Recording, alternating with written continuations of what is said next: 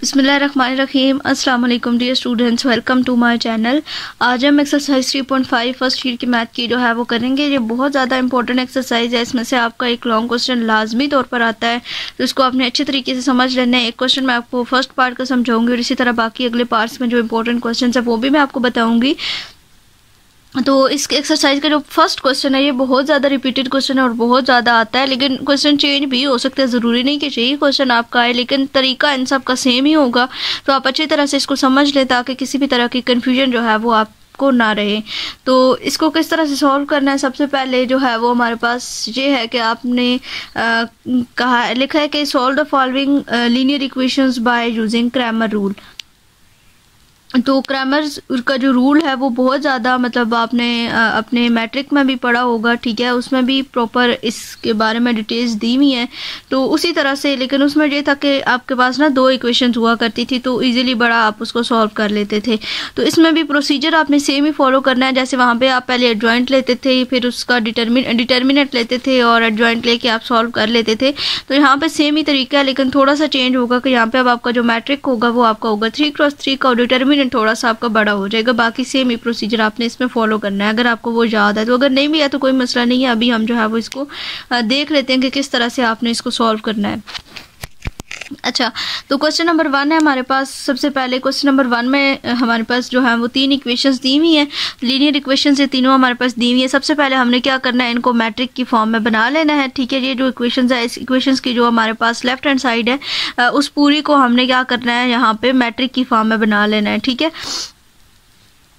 तो यहाँ पे हमारे पास है ये equation 2x plus 2y plus z is equal to 3। उसके बाद 3x plus minus 2y minus 2z is equal to 1। उसके बाद 5x plus 5 minus 3z is equal to 2।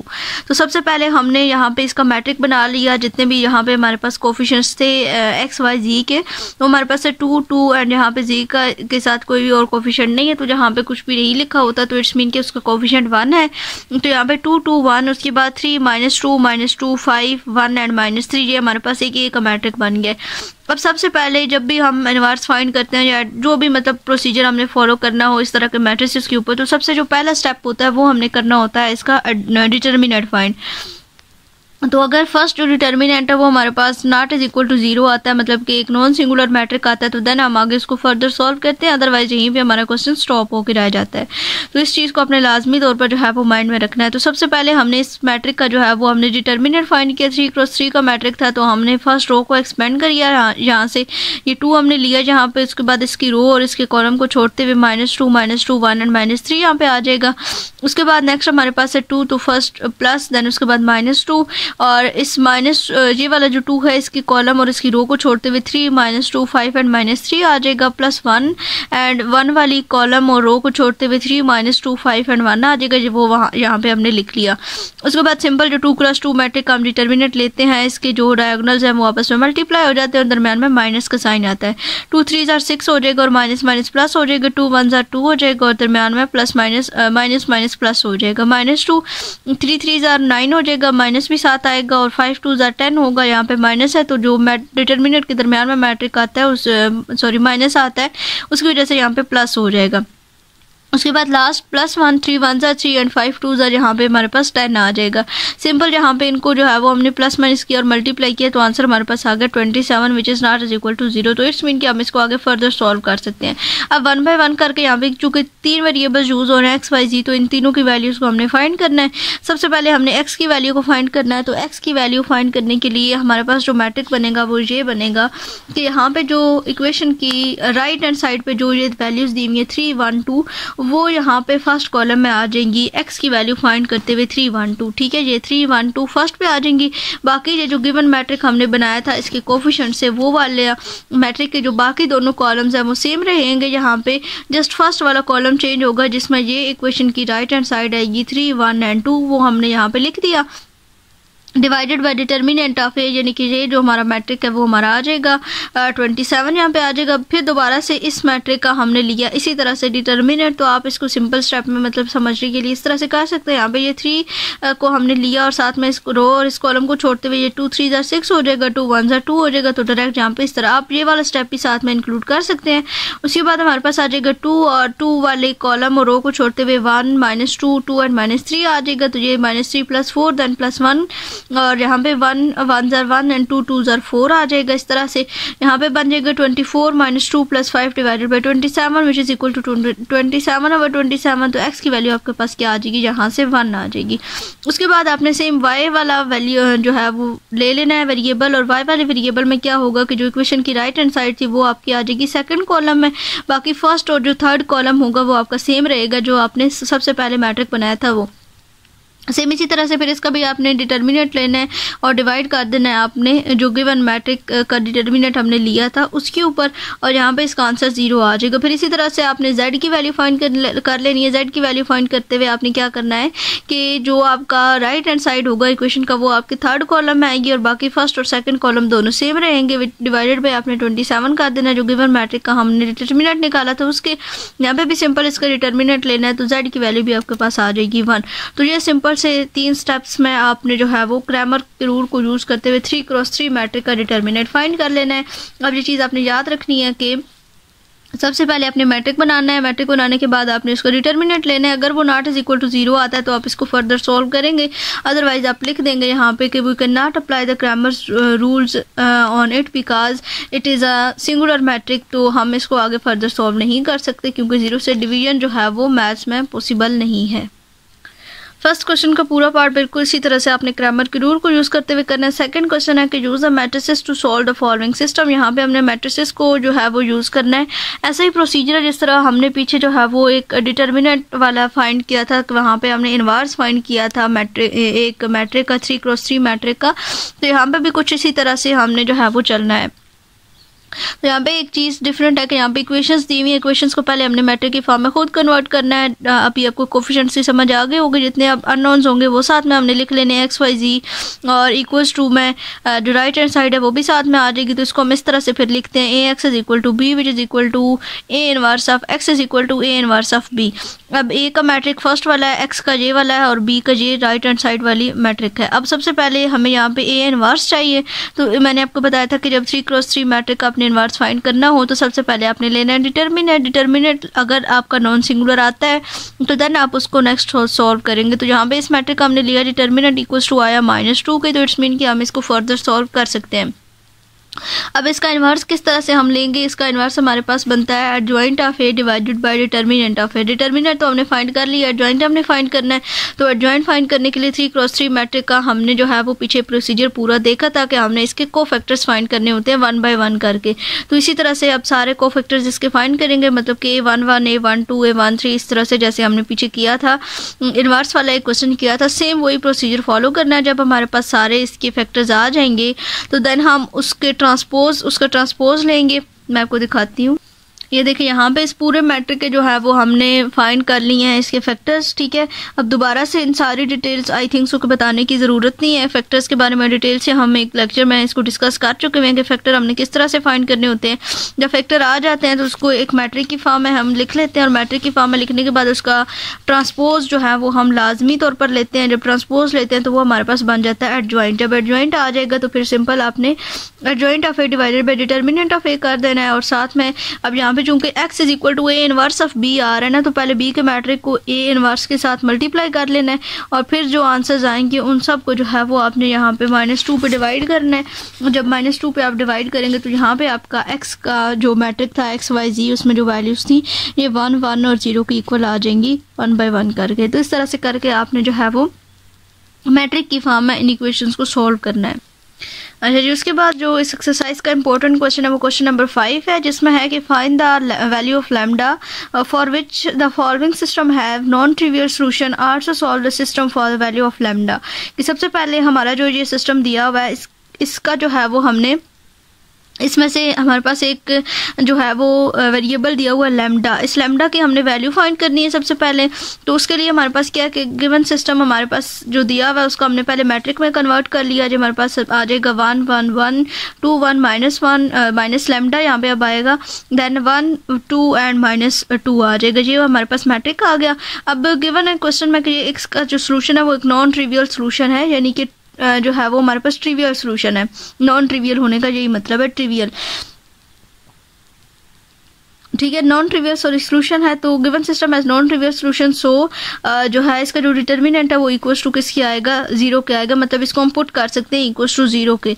तो यहाँ पे अब इस मैट्रिक का हमने लिया डिटर्मिनेंट। डिटर्मिनेंट जब हमने ले लिया, वैसे तो हम डिटर्मिनेंट लेते हैं तो वो मतलब एक एग्जैक्ट आंसर आ जाता है। तो यहाँ पे हमने क्या करना है, एक कांस्टेंट हमें दिया हुआ लैम्डा, उस लैम्डा की वैल्यू फाइंड करने के लिए हमने यहाँ पे क्या किया है कि इसको जो गिवन मैट्रिक हमारे पास था इसके डिटर्मिनेंट लिया और इसको हमने 0 के इक्वल पुट कर दिया ताकि हमारा जो कांस्टेंट है लैम्डा उसकी हम वैल्यू फाइंड कर सकें। तो यहाँ पे इसका सिंपल उसी तरह से डिटर्मिनेंट लिया है, 1 को फर्स्ट रो को एक्सपेंड किया, 1 को लिया, फिर उसकी कॉलम और रो को छोड़ते हुए 1 माइनस लैम्डा 2 एंड -2 बचा था। 2 1 2 एंड 2 को लैम्डा के साथ मल्टीप्लाई किया तो 2 लैम्डा आ गया। उसके बाद -1 और इस वाले कॉलम और इस वाली रो को छोड़ते हुए 2 2 4 हो जाएगा। 1 को लैम्डा के साथ करेंगे तो यहाँ पे -4 प्लस लैम्डा आ जाएगा। उसके बाद नेक्स्ट हमारे पास -1 आएगा, इस वाले कॉलम और इस वाली रो को छोड़ते हुए 2 2 4 एंड 1 1 1 4 -1 इज इक्वल टू 0 के आ जाएगा। यहाँ पे अब बन जाएगा सिंपल, इनको अंदर मल्टीप्लाई करना है 1 को, तो ऑब्वियसली 1 को मल्टीप्लाई करें तो कोई चेंजेस नहीं आएगी। यहाँ पे जो साइन चेंज हो जाएंगे, +4 और माइनस लैम्डा हो जाएगा। यहाँ से लैम्डा +5 आ जाएगा, ठीक है। लैम्डा +5 इज इक्वल टू 0, यानी कि लैम्डा की वैल्यू क्या आ गई, -5। अब ये जो हमारे पास लैम्डा का आंसर आया है इसको अब हम गिवन ये जो इक्वेशन है यहाँ पे जहाँ पे ये लैम्डा यूज़ हो रहा है ना, वहाँ पे हम इसको यूज़ कर लेंगे -5 को, ठीक है। तो यहाँ पे क्वेश्चन में भी माइनस था तो माइनस प्लस हो जाएंगे, तो इस वजह से यहाँ पे जब इसकी वैल्यू को हम पुट करेंगे तो ये हमारे पास बन जाएगा +5z। तो ये इक्वेशन 1, इक्वेशन 2 और इक्वेशन 3 बन गई है। अब हम क्या करेंगे कि इन इक्वेशंस को सॉल्व करेंगे सिमल्टेनियसली और इसमें से सिंपली हम x, y की और z की वैल्यूज फाइंड कर लेंगे। और हमने यहाँ पे कोई भी इन्वर्स वाला फंक्शन परफॉर्म नहीं करना, कोई भी हमने मैट्रिक नहीं बनाने, मतलब इस तरह से इसको सॉल्व नहीं करना। सिंपल जो है वो हमने इसको सॉल्व करना है जो है वो x, y, z की वैल्यूज़ को फाइंड करने के लिए इन इक्वेशंस को आपस में प्लस माइनस करके मल्टीप्लाई करके या कैसे भी करके हमने इन इक्वेशंस में से जो है वो x, y की और z की वैल्यूज़ को फाइंड आउट करना है। तो यहाँ पे देखिए हमने क्या किया है, हमने सेकंड इक्वेशन में से माइनस किए फर्स्ट इक्वेशन 2 के साथ मल्टीप्लाई करते हुए, ठीक है। इन इक्वेशंस को हम बाय हैंड सॉल्व कर लेते हैं, शायद आपको इस तरह से लिखा हुआ समझ ना आए, मिक्सअप ना हो जाए, इस वजह से मैं आपको बाय हैंड यहाँ पे समझा देती हूँ। अब देखिए हमने x की, y की और z की वैल्यूज़ को फाइंड करना है। तो किसी भी एक की वैल्यू को जब हम फाइंड करेंगे तो ऑब्वियसली कोई सी भी दो जो है या कोई सी भी एक जो है उसको हमें काटना पड़ेगा, मतलब किसी भी तरह से उन दो को ख़त्म करना पड़ेगा और एलिमिनेट करेंगे तो किसी एक का जो है वो हमारे पास आंसर आएगा। अब इनमें से कोई भी जो इक्वेशंस हैं वो सेम नहीं है। जस्ट यहाँ पे अगर इस पहली और इस इक्वेशन को देखें तो यहाँ पे इन दोनों में y सेम है, लेकिन सिर्फ y को नहीं काटना, हमें मतलब दो चीज़ें जो है वो ख़त्म करनी पड़ेंगी, x और y या दोनों ख़त्म होंगे या फिर हमारे पास y और z दोनों ख़त्म होने चाहिए। तो बाकी तो दोनों में मतलब कोई और नंबर सेम नहीं है। तो अगर हमारी जो फर्स्ट इक्वेशन है उसको हम 2 के साथ मल्टीप्लाई कर दें, फर्स्ट इक्वेशन को 2 के साथ अगर हम मल्टीप्लाई करें तो ये बन जाएगा 2x + 2y + 2z is equal to 0। अब इसको सेकंड में या थर्ड इक्वेशन किसी भी एक में हम इसको सब्ट्रैक्ट कर देंगे तो कोई सी भी जो वैल्यू है वो हमारे पास एक कैंसल आउट हो जाएगी। तो फर्स्ट करें यहाँ पे हम इसको इक्वेशन नंबर जो 3 है उसमें से माइनस कर देते हैं, तो ये बन जाएगा x + 2y - 2z is equal to 0। अब यहाँ पे जब माइनस करेंगे तो ओबियसली यहाँ पे हमारे साइंस चेंज होंगे, यहाँ पे प्लस था तो ये माइनस हो जाएगा, यहाँ पे माइनस हो जाएगा, यहाँ पे हो जाएगा प्लस। ये 2x में से एक x निकल जाएगा तो ये x बन जाएगा, ये y और y आपस में कैंसिल आउट हो जाएंगे और 2z और 2z हमारे पास बन जाएगा 4z इज इक्वल टू 0। और x की वैल्यू हमारे पास यहाँ पे आ गई है -4z, ठीक है। ये हमारे पास x की वैल्यू आ गई है। जो यहाँ पे जो फंक्शन हमने परफॉर्म किया वो ये किया कि हमने इक्वेशन नंबर जो है वो 3 में से माइनस किया है इक्वेशन नंबर 1 को मल्टीप्लाई करके 2 के साथ। ठीक है, ये फंक्शन हमने परफॉर्म किया था। अब यहाँ पे हम क्या करते हैं कि इक्वेशन नंबर 1 को और इक्वेशन नंबर 2 को सॉल्व कर लेते हैं। हम इक्वेशन नंबर 2 में से माइनस करेंगे इक्वेशन नंबर 1 को 2 के साथ मल्टीप्लाई करके। तो दोबारा से अब इक्वेशन नंबर 1 को जब 2 के साथ मल्टीप्लाई करेंगे तो ये बन जाएगा 2x + 2y और plus 2z is equal to 0 के। और यहाँ पे नीचे हम लिख देंगे इक्वेशन नंबर 2 को which is 2x + y and plus 5z is equal to 0। Minus कर रहे हैं तो साइंस चेंज हो जाएंगे, सॉरी प्लस और माइनस हो जाएगा, माइनस और माइनस। ये जो 2x है ये ऊपर प्लस का नीचे माइनस का तो कैंसिल हो जाएंगे। 2y में से एक y माइनस होगा तो ये हमारे पास y आ जाएगा और यहाँ पे -3z आ जाएगा। 5 में से 2 माइनस हो जाएंगे इक्वल्स टू 0। अब y का जो आंसर आ जाएगा वो हमारे पास क्या आ जाएगा, 3z आ जाएगा। अब x की और y की वैल्यूज जो है वो हमारे पास आ गई हैं। अब हम मजीद इसको अगर मतलब आगे पीछे करने की कोशिश करेंगे तो सारे आंसर जीरोज हो जाएंगे। तो ये जो हमारे पास अब एक कॉन्स्टेंट आया है, सॉरी एक वेरिएबल आया है z, इसको हम लेट कर लेते हैं कि ये हमारे पास एक फ्री वेरिएबल है। Let z is a free variable, तो इसकी कोई भी वैल्यू हम यहाँ पे रख सकते हैं। कोई भी वैल्यू मीन्स कि कोई भी अल्फाबेट हम रख सकते हैं कि let z is equal to t u v, किसी भी, तो t के यहाँ पे कोई भी वैल्यू हो सकती है 0 से लेकर अप टू सो ऑन।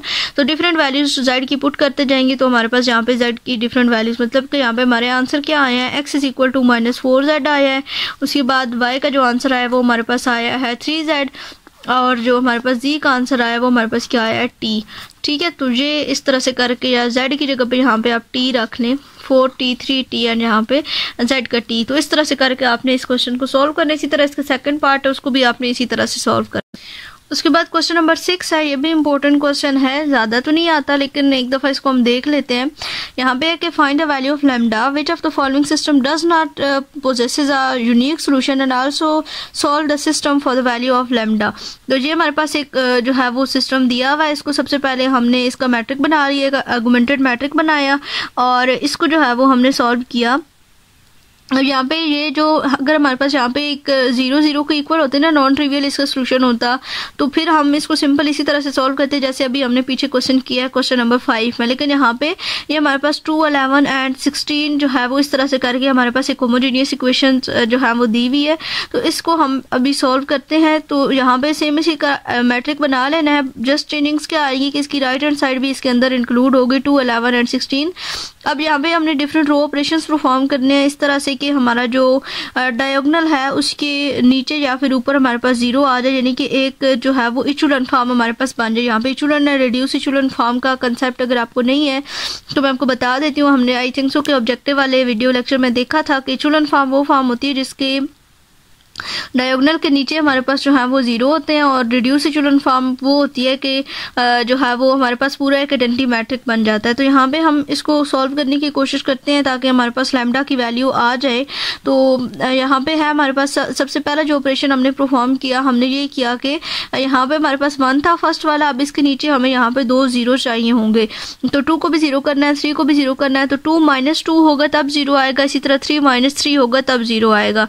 तो R1 को अगर हम 2 के साथ मल्टीप्लाई करें और फिर R2 में से माइनस कर दें, मतलब कि R2 - 2 R1, ये ऑपरेशन यहाँ पे हमने लिखा हुआ है, तो फिर यहाँ पे 0 बन सकता है। तो 2 के साथ ऐसी तरह मल्टीप्लाई करते जाएंगे, 2 1s are 2, देन 2 - 2 यहाँ पे 0 आ जाएगा, 2 4s are 8, 1 - 8 यहाँ पे -7 आ जाएगा, यहाँ पे 2 लैम्डा आएगा और -2 - 2 लैम्डा हो जाएगा। यहाँ पे इस साइड पे भी आपने फिर इसी तरह से मल्टीप्लाई करना है, यहाँ पे 2 2s are 4 हो जाएगा और 11 - 4 आपके पास यहाँ पे क्या आ जाएगा, 7 आ जाएगा। ठीक है, तो फिर इसी तरह से जब थर्ड रो को आपने चेंज किया तो R1 को 3 के साथ मल्टीप्लाई करना है और इसमें से माइनस कर देना, ये बन जाएगा 0 -10 -2 -3 लैम्डा एंड 10। ठीक है, उसके बाद नेक्स्ट अब हमने क्या किया कि यहाँ पे अब नीचे 0 तो बन गए हैं, यहाँ पे हमारे पास जो है यहाँ पे 0 आ गए हैं। अब एक चीज़ हमें चेंज करनी है, वो ये कि यहाँ पे इस 10 को भी 0 बनाना है और इस ये जो -7 है इसको हमें 1 बनाना है, यानी कि जो आपका ये डायगोनल होना चाहिए वो 1 होना चाहिए। तो इसको अब हम कर लेते हैं -7 को पहले सॉल्व। -7 किस तरह से होगा कि अगर इसको -7 के साथ डिवाइड कर दिया जाए रो को, तो यहाँ पे आपका आंसर जो है वो 1 आ जाएगा। तो सिर्फ इसी को चेंज किया है, R2 को हमने -1/7 इंटू R2। तो जब 7/-7 लिखेंगे तो माइनस माइनस भी कट जाएगा, 7 भी कट जाएगा, तो यहाँ पे आंसर आ जाएगा 1। ये वाला सिंपल -2 लैम्डा डिवाइडेड बाय -7 हो जाएगा। यहाँ पे 7 है, 7 को -7 पे डिवाइड करेंगे तो -1 आ जाएगा।